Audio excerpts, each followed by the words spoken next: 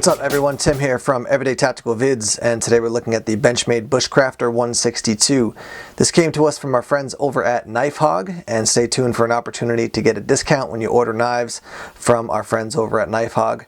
Your price point for this is going to be about $175, and if you're not familiar with Benchmade, they make excellent knives all across the board, and you will certainly not be disappointed with this one if you pick up the Benchmade Bushcrafter. Let's go through some of the specs. Your blade length is 4.43 inches, your blade thickness is 0.164 inches, your handle thickness is 0.92 inches. The blade material is S30V stainless steel, and your Rockwell hardness is between 58 and 60. Your blade style is a high ground drop point, and your weight is 7.72 ounces. Let's take a look at the sheath now. The sheath is brushed full grain buckskin leather, and it does have that D-ring up on the top. You also have that clip to keep the knife in the sheath, and then there is a little loop right down here where you can run a fire steel. Here's a quick look at the knife when it's actually in the sheath. Fits nicely, stays in place, and the retention is quite good, and you'll see it when I actually have it on my belt outside. Here's a look at your handle. It is G10. It's a green color. It's got a little tinge of blue in it.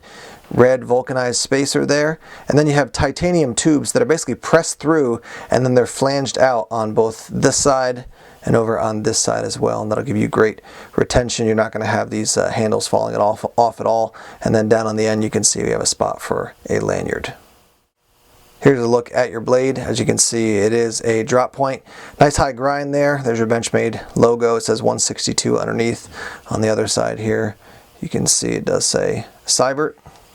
One thing to note is that you don't have a big choil there. Some bushcraft knives or some survival knives, they're gonna have a big choil, so you can really get your finger in there to choke up. And also, in particular, choils are really made for sharpening, so you can get the sharpening stone or whatever you're using to sharpen all the way down to the end of your blade. Not the case on this, but it looks like the way it is basically drops off here at the end. You will be able to sharpen the blade quite effectively. Another thing I want to note is that your spine basically has a 90-degree angle, so when you use a fire steel on the spine of the knife, no problem whatsoever. And you'll see that in any other reviews that have been done on this knife, and I'll show you in a minute that it does throw sparks very effectively from your fire steel.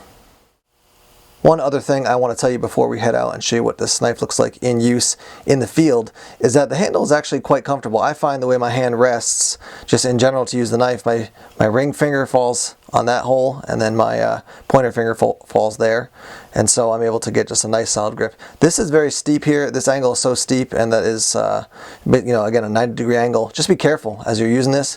That can really it can probably beat up your hand if you're not careful on how you're holding it. The knife does come quite sharp, so also be careful of that. But I would say right now, just holding the knife, and I want to pick it up and grab a hold of it. This is what I want a bushcraft knife to feel like. Comfortable in hand, and also just doesn't feel like as I grab it there's no spots that I say, yeah, immediately that's going to cause a hot spot. This just feels like a bushcraft knife should. And also because of how the handle's made, I'm able to hold it in a variety of different ways. So depending on what I'm doing out there in the field, I can adjust my grip, and the handle seems to allow that to happen without any inconvenience or any uncomfortable spots.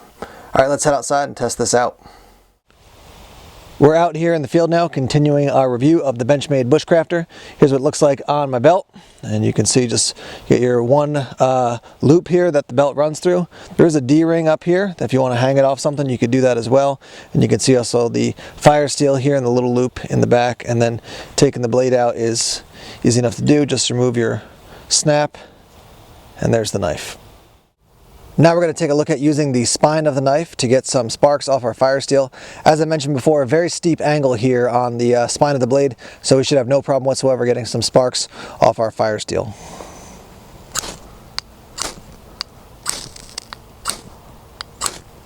And as you can see, quite easy to do.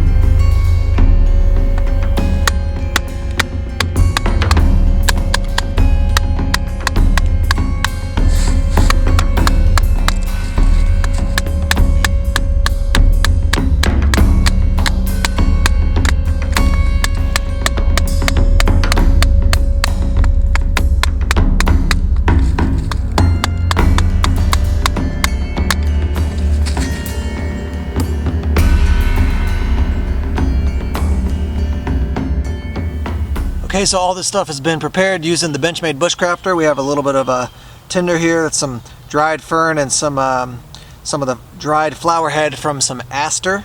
We have some shavings, some smaller sticks, and then the would-be batoned here. So let's get this going. We'll make a small fire just to show you that from the ground up you can do it with the Benchmade Bushcrafter.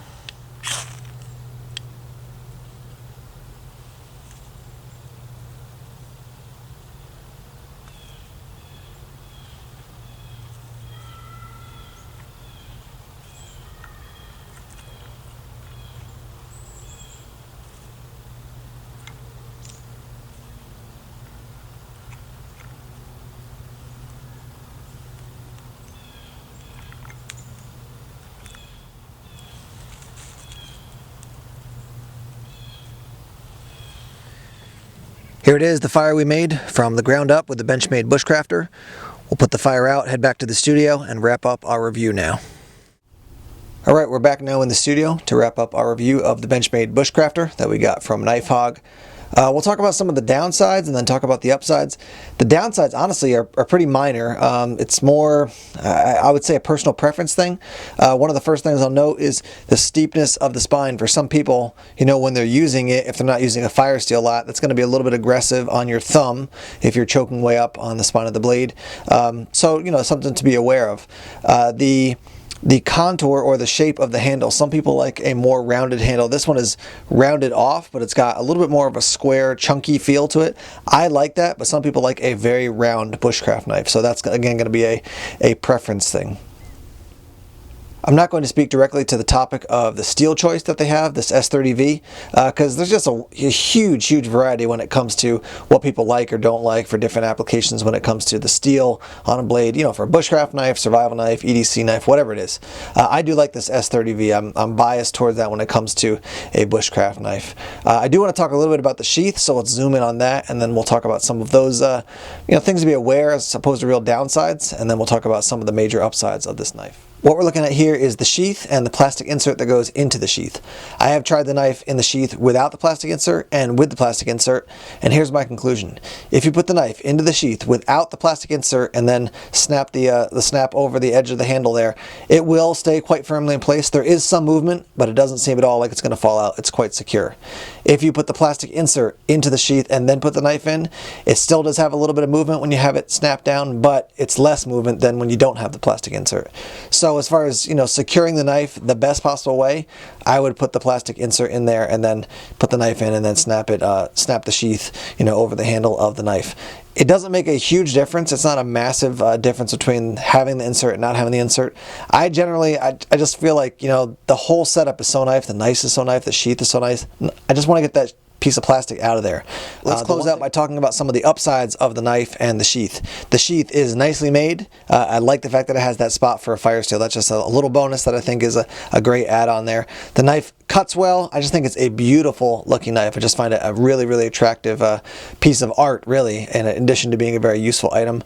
Comfortable, cuts well, good blade steel. I like that steep edge on the top, that 90-degree edge, so you can throw some sparks off your fire steel. Overall, if you're looking into a bushcraft knife, this is definitely getting a thumbs up from Everyday Tactical Vids. I would definitely recommend the Benchmade Bushcrafter.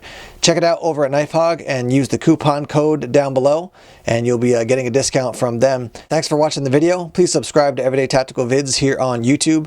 Like us on Facebook, follow us on Twitter, check us out on Instagram and Tumblr as well. Take care.